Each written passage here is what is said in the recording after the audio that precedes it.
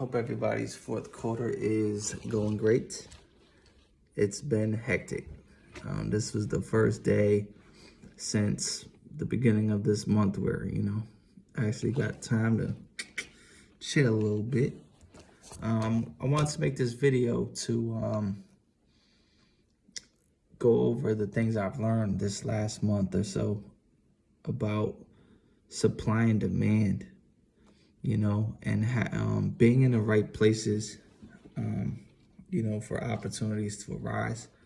A large portion of my business is still retail arbitrage, where I go to stores to find my products to resell on Amazon.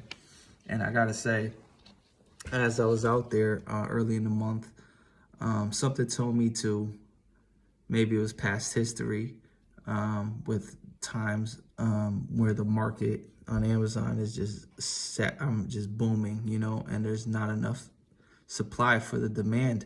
So one thing I did was early on, I started scanning a lot of different products that I normally wouldn't scan, or I would pass up on because there was too much competition and maybe the profit wasn't there, but the demand was there. So I harnessed all the things that I learned during the pandemic earlier this year, and I took action this holiday season. So what I did was I just found products that I see on the shelves all the time that maybe sell really good, but there's a lot of sellers on it, there's a lot of competition. So once the buyers came, for Christmas time, those products sold out a lot and they became in high demand. And guess what? The supply wasn't there. And I was able to capitalize on that. And I also, discovered a whole new product category that I normally never touch, which is calendars. 2021 calendars. I mean, I did about $30,000 in just one product, and just in about a week. Made good money off of a product that I was able to ship for $3, $4, and buy an abundance of them because the average seller, the average shopper, is overlooking them particular product, and it became very rewarding, to spend that extra time early on to find out what products were actually moving on Amazon. And then when the time came, when the demand went down, when the supply went down, I was able to capitalize on that. So, just a little nugget that I learned from this year. And also having processes in place. We learned a lot about Merchant Fulfilled when it came to the pandemic, because we were finding products and they were selling faster than, we could find them or list them. And when it came to shipping the products out the next day, we had to find materials to do so. And, spending 50 cents an envelope, at Walmart, when you're shipping, 300, 400, 500 units out a day, can be costly. So it's important, to have a source of, that you could go to get shipping material pretty fast and cheap, because we cut a lot of costs this month, that we had to eat in April of this year, because just off envelopes alone, we went from 50 cents an envelope down to 8 to 11 cents an envelope, and our box cost went from 55 cents, 50 cents, maybe 60 cents from Walmart, and that cost got dropped down to maybe 25 cents to 30 cents. So we still didn't perfect it this year. It slowed us up the first couple of days because I ordered my boxes too late.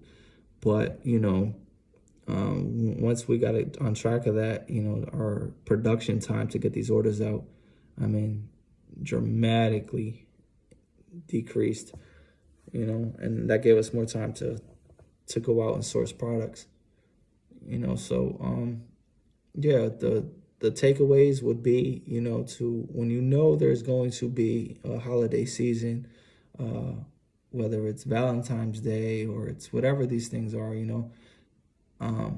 scan, the earlier the better, If you could get the products, you know, the chart, like for instance, we got Valentine's Day coming up.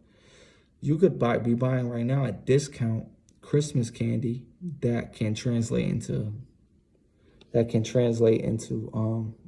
Valentine's Day sales. You know, maybe there's chocolates that aren't holiday season packaging on them or anything like that, that, you know, people are going to be buying in February. And if you get them in now after Christmas, you'll be first in line for sales. So keep, ooh, ooh, excuse me. Keep that in mind, you know. Yeah. So it pays sometimes, you know. You walk into a store, maybe you don't find anything to send into Amazon, but that's where you do the learning. That's where you spend maybe a half hour. You spend a half hour on scanning new things, or, you know, being a little more creative than you normally are, because there's nothing, you know, right there in your face to grab, but maybe you search for it and you find a diamond in the rough, you know, and it sends you on a whole other goose chase or a whole nother level, you know. Everybody wants to have these crazy sales, but merchant fulfilled, for instance, you know, you could find a product, you know, that you could sell, you know, as many as you could get your hands on in a day. It could be 100, it could be 50, it could be 1,000, depending on that product and how much you hustle to get it. Now, what happens the next day when you got 1,000 orders or 500 orders? You have to fulfill those orders.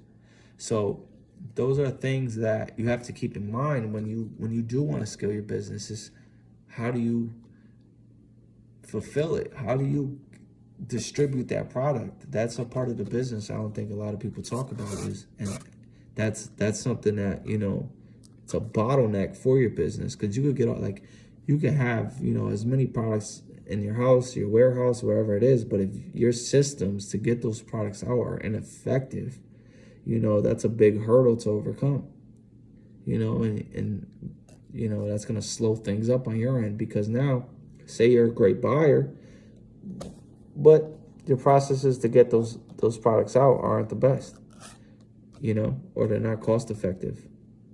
You know, how many people are paying Amazon to label products and do product placement to their fulfillment centers? It's a lot of money that you're leaving on the table. A lot.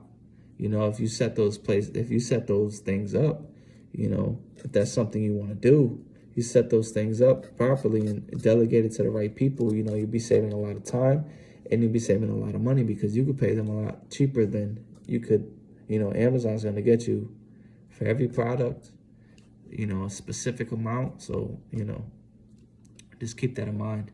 That's something that, you know, we had to learn over the last year or so with dealing with larger volumes of products and stuff like that. And to be, you know, transparent, we're still struggling with that, because now we surpassed the small partial. We could keep doing it, but we're losing money now. It's the law of diminishing returns. It was fast to get the products out, but now we're losing money. So now one thing, me and the people who work or I would just say myself right now, what I'm trying to do is put a process in place to make sure every shipment that goes out, or the larger shipments, go out on pallets, because it's going to save us a lot of money. And also switch to 2D barcodes, something I learned about from Amazon Lit in their course, and talking to Eric and Sebastian. 2D barcodes, you get a better check-in time, and you know, it just makes things a lot more efficient. So those are the processes we're going to put in place come January. And I'm going to go through the learning curve, and it's going to hurt. It's going to sting. I'm going to make mistakes. I'm going to, you know, waste some time. But at the end of it, we will have a process in place that will be more effective, more cost effective, more productive, and something that my team can look at, and it's the same thing every time. Like, this is the process, you know. It's that's my goal, you know, for January, not even for the whole year. I would love to make it more effective going into the whole year, but, you know, January is to just get the ball rolling and, you know, just jump in, You know, no twinkle toes here. We just jump right in. You know, we're gonna do our best to mitigate the mistakes and everything, but that comes with the cost of doing something new and innovation in the business. So, you know, these are just, you know, things that a lot of people don't talk about that I feel are something that we're all going through, and some of us might not even identify that that's an issue because we're so focused on getting products. But you know, it is something that if you think about it, it's a very distribution is what we do. You know, it's 50% of our business, I would say. You know, half of it is getting the products, and the other half is distributing them. So, you know, just keep that in mind. But yeah, I think I'm gonna cut this off. It's been an almost 11-minute rant. So, you know, just keep hustling, keep it going, man. Peace and love.